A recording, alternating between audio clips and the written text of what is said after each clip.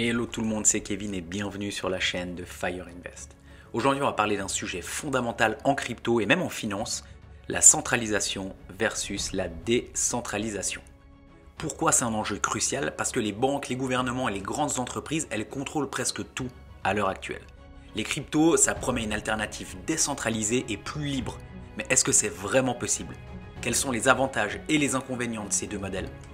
Je pense qu'après cette vidéo, tu comprendras mieux pourquoi cette bataille est essentielle pour l'avenir de la finance et de la liberté numérique.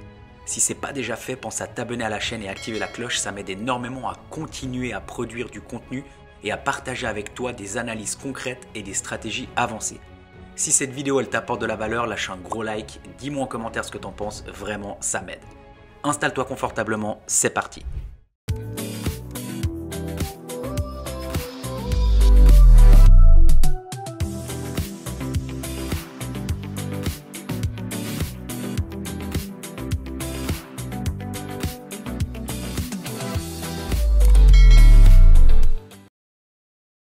Qu'est-ce que la centralisation?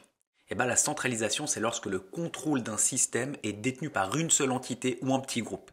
Et ça signifie que les décisions, les accès et la gestion des ressources sont entre les mains de quelques acteurs qui ont un pouvoir total sur ce système. Dans un monde centralisé, les utilisateurs doivent faire confiance à une autorité pour gérer leurs données, leur argent ou leurs transactions. Et c'est justement cette dépendance qui pose problème. Si cette autorité décide de modifier les règles, personne ne peut s'y opposer. Alors pourquoi c'est un problème? Déjà pour le manque de transparence. L'autorité centrale décide seule, souvent sans consultation ni contrôle. Il y a des risques d'abus de pouvoir, censure, restriction, décision arbitraire. Et le point unique de défaillance. Si l'entité centrale est compromise, tout le système peut s'effondrer. Maintenant, on va regarder quelques exemples concrets de centralisation. Déjà, les banques et le système financier traditionnel. Les banques et les institutions financières sont des systèmes ultra centralisés. Perte de contrôle sur ton propre argent. Quand tu déposes ton argent dans une banque, tu n'as plus réellement la possession de cet argent. Et tu ne peux pas retirer tout ton argent d'un coup sans l'autorisation de la banque en fonction de certains montants. Blocage et restriction des transactions. Les banques peuvent refuser ou limiter un paiement, bloquer un virement international ou geler ton compte sans justification immédiate.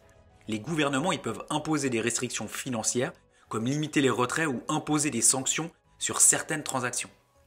Il y a aussi de la manipulation de l'économie par les banques centrales. Les banques centrales impriment de l'argent, ça c'est du quantitative easing, ce qui entraîne une inflation massive et une perte de pouvoir d'achat. Ça, on en parle dans une autre vidéo, je te la mets juste ici en haut. Elle modifie les taux d'intérêt pour influencer l'économie, souvent au détriment des citoyens. L'exemple concret, on peut prendre les crises économiques. Il y a des pays entiers qui ont bloqué l'accès aux comptes bancaires de leurs citoyens. Si on prend la crise en Grèce en 2015, les retraits étaient limités à 60 € par jour, peu importe combien tu avais sur ton compte. On parle aussi de la big tech et des réseaux sociaux. Les grandes entreprises technologiques détiennent un contrôle immense sur nos données personnelles. Ils peuvent y faire de la censure et du contrôle de contenu. Facebook, Google, Twitter, YouTube peuvent décider de supprimer un compte ou un post du jour au lendemain. Aucune alternative réelle. Si une plateforme te bannit, tu n'as souvent pas d'autre choix que d'accepter ce bannissement. La monétisation abusive des données. Nos données personnelles, elles sont revendues sans notre consentement. Les algorithmes y sont biaisés pour maximiser l'engagement et les profits des plateformes. L'exemple concret, YouTube il peut démonétiser certaines vidéos sans explication, ou même Facebook il a été impliqué dans plusieurs scandales d'exploitation de données. Les cryptos centralisés, donc les SEX, on va parler un petit peu du piège entre guillemets de ces exchanges. Parce que même dans l'univers crypto, la centralisation elle existe. Si on prend l'exemple de BitGet, Binance, Coinbase, Kraken, ce sont des plateformes centralisées. Tu achètes des cryptos, mais elles sont stockées sur leur serveur et non sur un wallet personnel.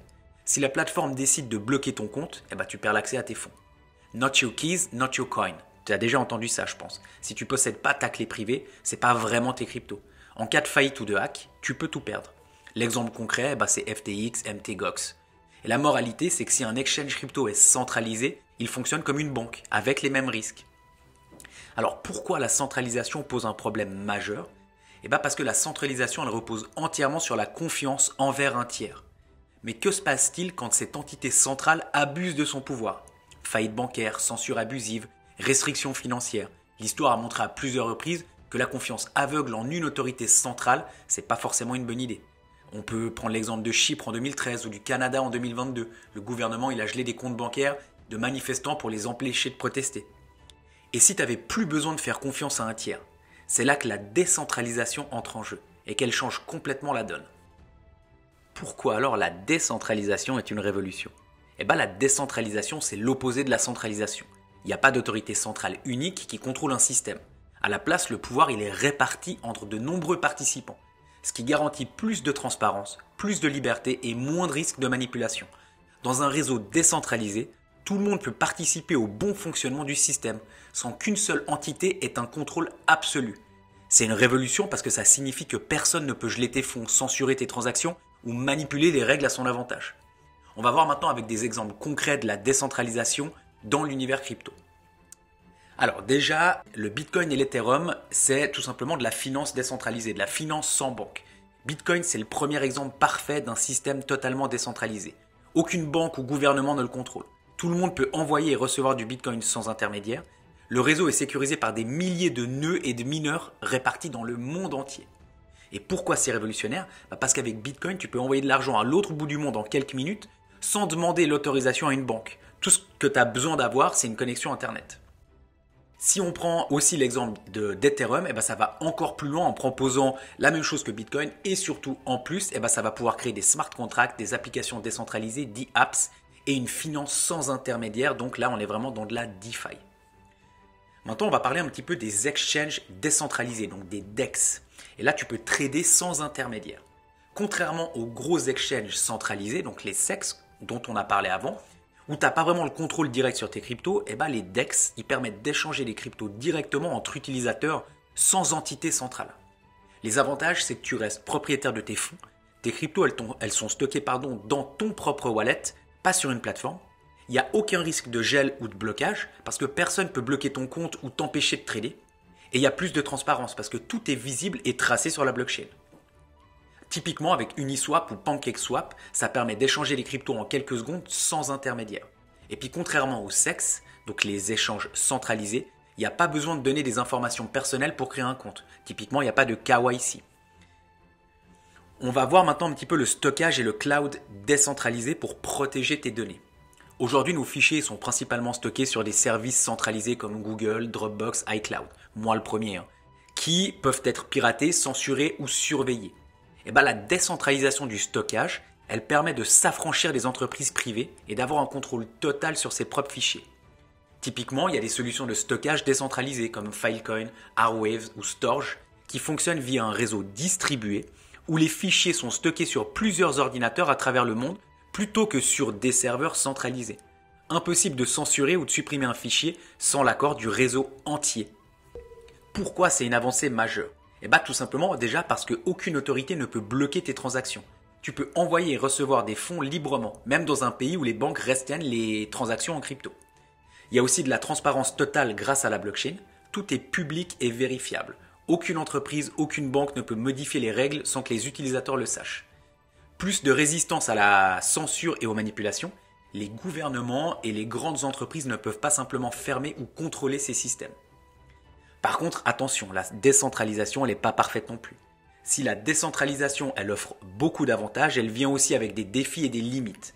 On va parler déjà là de la scalabilité et de la vitesse. Typiquement, Bitcoin ne peut traiter que 7 transactions par seconde, alors que Visa peut en traiter des milliers.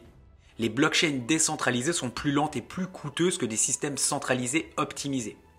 Il y aura aussi plus de complexité au niveau de l'expérience utilisateur. Gérer ses propres clés privées est plus difficile qu'un simple mot de passe. Si tu perds ta clé privée, tu peux perdre définitivement l'accès à certaines de tes cryptos. Et il y a aussi des risques de fausse décentralisation. Certains projets se disent décentralisés mais sont en réalité contrôlés par quelques gros acteurs. Des whales qui peuvent par exemple détenir la majorité de certains tokens. Trouver le bon équilibre entre centralisation et décentralisation. Alors est-ce qu'il faut tout décentraliser ? Pas forcément. Parce que la décentralisation c'est une avancée majeure, mais elle n'est pas la solution idéale pour tout. Dans certains cas, la centralisation elle reste plus efficace, surtout pour des services nécessitant rapidité, simplicité et accessibilité. L'objectif, ça ne doit pas être d'opposer ces deux modèles, mais de trouver un équilibre entre les avantages de chacun. Ce qu'on pourrait par exemple imaginer, c'est des paiements et échanges décentralisés pour assurer une liberté financière. Bitcoin et la DeFi permettent d'effectuer des transactions sans intermédiaire, Et ça garantit une alternative au système financier traditionnel, surtout dans des pays où les restrictions économiques sont fortes. Des services pratiques et rapides combinant centralisation et décentralisation. Les exchanges hybrides pourraient offrir la rapidité et la simplicité des SEX, tout en donnant aux utilisateurs plus de contrôle sur leurs fonds. Certaines plateformes, elles permettent déjà de garder les clés privées de ces cryptos, tout en bénéficiant d'une interface simple. Et là, on pourrait aussi avoir une meilleure éducation des utilisateurs. Beaucoup de gens perdent leurs cryptos ou se font pirater simplement par manque de connaissances.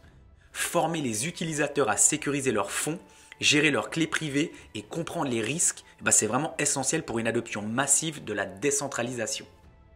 On touche à la fin de cette vidéo, je te remercie encore une fois de l'avoir regardée. Je pense que tu as bien compris maintenant avec tout ce que je viens de t'expliquer que la décentralisation c'est une révolution, mais qu'elle ne remplacera pas totalement les systèmes centralisés.